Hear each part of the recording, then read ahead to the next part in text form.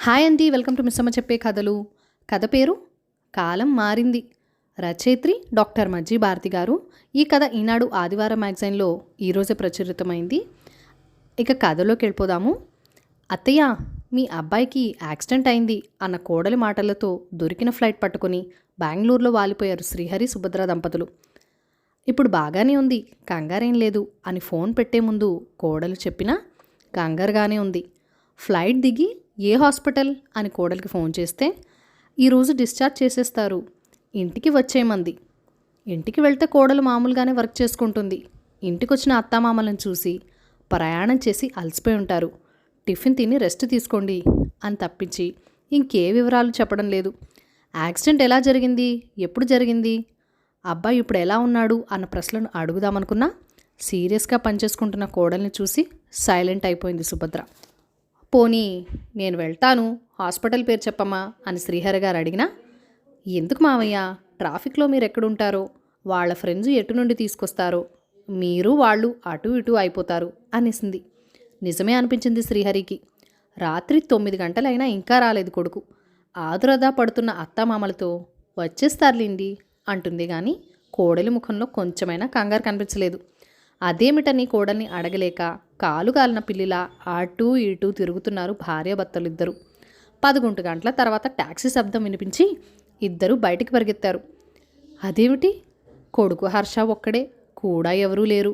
వెనక డోర్ తీసుకుని డ్రైవర్కు డబ్బులిచ్చి తూలుకుంటూ పరిగెత్తుకుంటూ వెళ్ళి కొడుకును పట్టుకుంది సుభద్ర.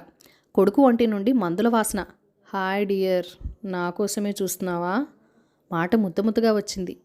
అర్థమైంది సుభద్రకి కొడుకు దగ్గర నుండి వచ్చిందే మందుల వాసన కాదది, మందు తాగితే వచ్చిన వాసన అని. కొడుకు బాగా తాగొచ్చాడని. అంతే, కొడుకును పట్టుకున్న చేతులు సడలిపోయాయి. తనను పట్టుకుని వదిలేసిన మనిషి ముఖంలోకి ముఖం పెట్టి చూడగానే మత్తు దిగిపోయింది హర్షకు. తనను పట్టుకున్నది భార్య సుమ కాదు, తల్లి, పక్కనే తండ్రి. వీళ్ళెప్పుడొచ్చారు, మీరెప్పుడొచ్చారు అంటున్న కొడుకు మాటలు విననట్టు ఇద్దరూ లోపలికి వెళ్ళిపోయారు.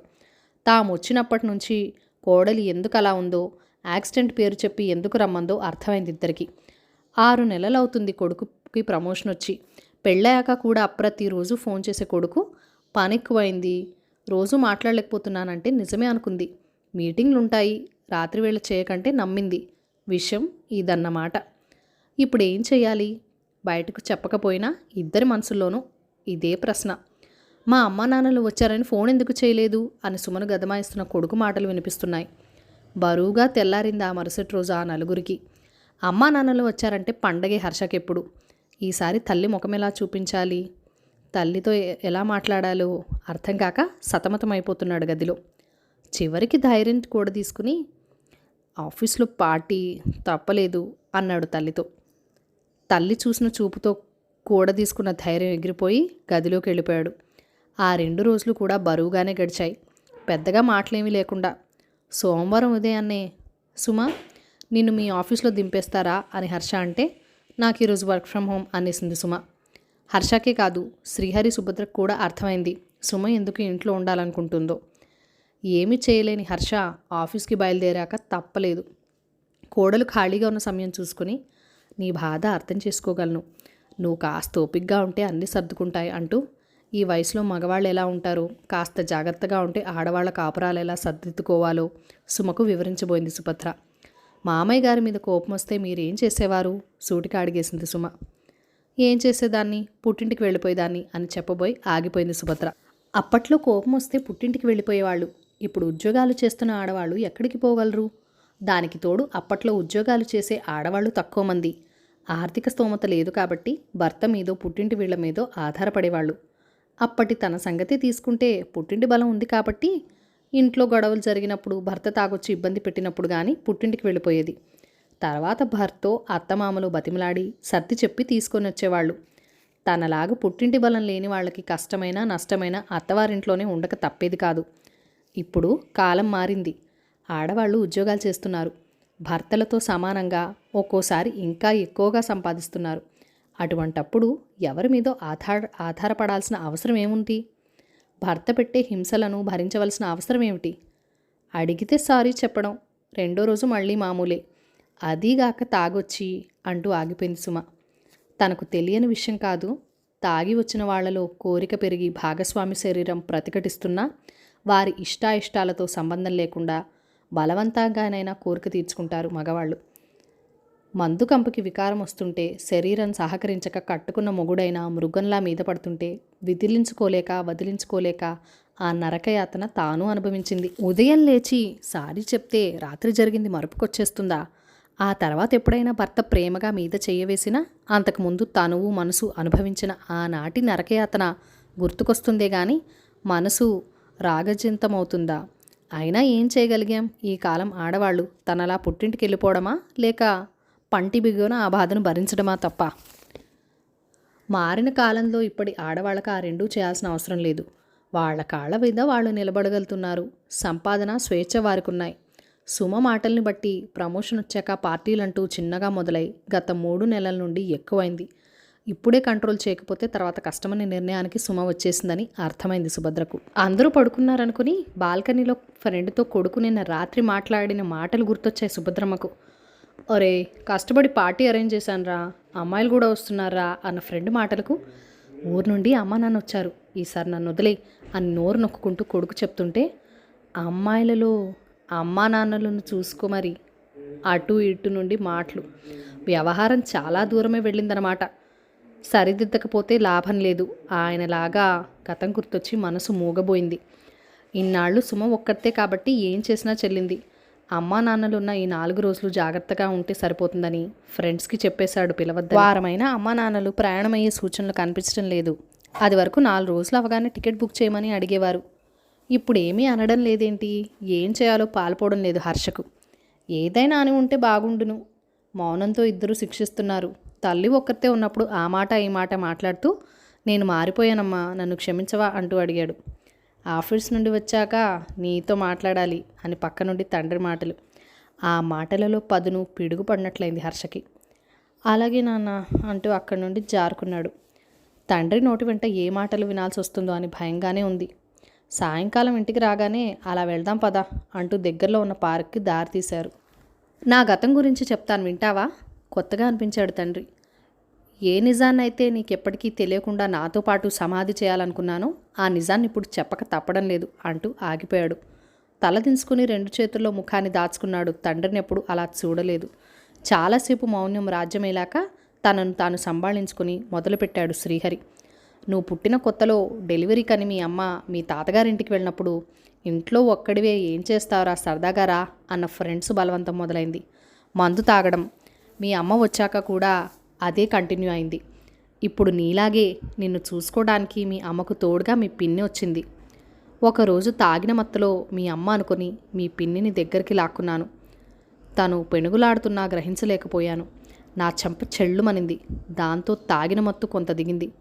చెంప పట్టుకుని చూద్దును కదా, నిన్నెత్తుకొని భద్రకాళిలా మీ అమ్మ వెక్కి వెక్కి ఏడుస్తూ కిందపడి కూలబడింది మీ పిన్ని. నేను చేసిన ఘోరం అర్థమైంది. కన్న కూతురిలా అభిమానించే మీ పిన్నిని తాగుడు మైకంలో నా చేతుల్నే నరుక్కోవాలనిపించింది. ఇంట్లో ఉండలేక బయటికి వెళ్ళిపోయాను. రాత్రంతా ఎక్కడెక్కడో తిరిగాను. కళ్ళు మూసినా తెరిచినా నేను చేసిన పాపపు పనే గుర్తొచ్చింది. మీ అమ్మకు పిన్నికి ముఖం చూపించలేక చచ్చిపోదామని నిర్ణయించుకుని రైల్వే ట్రాక్ చేరుకున్నాను. నా అదృష్టము దురదృష్టము, ట్రైన్ వచ్చే సమయానికి నన్నెవరో పక్కకు లాగారు. చచ్చిపోయి నువ్వు బాగానే ఉంటావు, నీ కుటుంబం ఏమవ్వాలి అని చివాట్లు పెట్టారు. అప్పుడు తెలిసింది నేను చేసిన రెండో తప్పు. చేసిన తప్పుకు శిక్ష ఇక్కడే అనుభవించాలని నిర్ణయించుకుని ఇంటికి చేరుకుని ఎప్పుడు తలుపులు తీస్తారా అని నేను చేసిన తప్పుకు క్షమాపణ అడుగుదామా అని గుమ్మం ముందే వేచి చూశాను. నిన్ను క్షమించమని అడగడానికి నోరు కూడా రావడం లేదు. కన్న కూతురు లాంటి నిన్ను, ఇదంతా నా తాగుడు వల్లనే. ఈ రోజు నుండి నేను దానిని దగ్గరికే రానివ్వను. నీ పాదాలనంటి ప్రమాణం చేస్తున్నాను. మీ పిన్ని కాళ్ళ మీద పడ్డాను. ఆ తర్వాత తాగుడు జోలికి పోకపోయినా మీ పిన్ని ముఖం చూస్తే నేను చేసిన తప్పే గుర్తొచ్చింది. తలదించుకునేవాడిని. ఇప్పటికీ మీ పిన్ని ముందు తలదించుకునే ఉంటాను. చెప్పు, అటువంటి పొరపాటే నువ్వు చేస్తానంటావా? అదే నీ నిర్ణయం అయితే నువ్వు నాకు పుట్టలేదనుకుంటాను. మీ అమ్మ నేను జీవితంలో మళ్ళీ నీ ముఖం చూడం అనేసి లేచి వెళ్ళిపోయాడు శ్రీహరి. తండ్రి మాటలు విన్న హర్షమెదడు మొద్దుబారిపోయింది. నాన్నను ఆ రకంగా ఊహించలేకపోతున్నాడు. అదంతా తాగుడు వల్లనే కదా. రేపు తన నుండి అటువంటి పొరపాట్లు జరగవన్న నమ్మకం ఏమిటి? తాగుడు వల్ల ఎన్ని నేరాలు ఘోరాలు జరుగుతున్నాయో తెలిసి కూడా తనలాంటి వాళ్ళు దానికి బానిసలవ్వటం ఏమిటి? ఈ భార్యలంతేరా, మగవాడు ఎంజాయ్ చేస్తే భరించలేరు, మనం గట్టిగా ఉంటే చచ్చినట్టు పడుంటారు అన్న ఆ తాగుబోతు మాటలు వినడమేమిటి? చచ్చినట్లు పడుండడానికి ఇదేమన్నా రాతియుగమా? కాలం మారింది. తాళి కట్టిన వాడు ఏం చేసినా పడుండాలనే బేలతనం ఈ తరం అమ్మాయిల్లో పోయింది. తాగుడు మైకంలో అవన్నీ మర్చిపోయాడే కానీ తాగడం మొదలు పెట్టకముందే తాగేవాళ్లను తనెంత అసహించుకునేవాడు గుర్తు తెచ్చుకున్నాడు. తాగుడు నుండి ఏ నేరం ప్రమాదం జరిగినా అటువంటి వాళ్ళని షూట్ చేసి పారేయలేనివాడు. అప్పటి తన అభిప్రాయాలను గుర్తు తెచ్చుకుంటే ఇప్పుడు తనంటే తనకే అసహ్యం వేసింది. సుమా తాను ఎంత బాగుండేవారు, ఎన్ని విధాలుగా చెప్పినా తాను వినకపోయేసరికి తనకు దూరం జరగడం మొదలుపెట్టింది.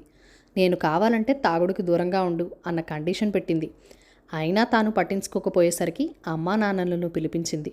అంటే ఏదో ఒక నిమిషం ఏదో ఒక విషయం తేల్చుకోవడానికి సిద్ధమైందని తెలుస్తోంది. తన నుండి శాశ్వతంగా దూరం కావడానికైనా వెనకాడుతున్నట్లు లేదు. తనెంతో ప్రేమించిన నాన్న కూడా తాగుడా మేమా నిర్ణయించుకోమన్నాడు. ఎప్పుడూ తనను సమర్థిస్తూ ఎంతో గారం చేసే అమ్మ కూడా తనని ఈసారి దూరం పెట్టింది. ఈ ముగ్గురు తన జీవితం నుండి దూరమైతే ఇక తన జీవితానికి అర్థమేముంటుంది? ఇప్పటికైనా తాను మారకపోతే మనిషిగా తన విలువేమిటి? ఆ విలువను కోల్పోయాక తాను బతికి ఉండడం లాభమేమిటి? అంతే, ఈ ఆలోచన వచ్చిందే తడువుగా ఇంటికి బయలుదేరాడు. తలుపు తీసిన సుమ 2 చేతులు పట్టుకొని, ఇన్నాళ్ళు నేను చేసిన తప్పులను క్షమించగలవా? జీవితంలో మరెప్పుడు మందు జోలికి పోనని నీ మీద ఒట్టేసి చెప్తున్నాను. నిన్ను ఇన్నాళ్ళు బాధ పెట్టినందుకు నన్ను క్షమించు. నువ్వే శిక్ష వేసినా భరిస్తాను, కానీ నన్ను విడిచి వెళ్ళిపోతానని మాత్రం అనకు. నువ్వు వెళ్ళిపోతే అమ్మా నాన్నలు కూడా నన్ను క్షమించరు. మీ ముగ్గురు లేకపోతే నేను బతుకున్న చచ్చినట్టే. నాకు మరొక్క అవకాశం ఇవ్వు అని వేడుకుంటున్న హర్షని చూసి జాలేసింది సుమకు. హర్ష, ఈ మాత్రం మాట్లాడి ఎన్నాళ్ళైందో. ఇనుము కరిగినప్పుడే దెబ్బ వేయాలి.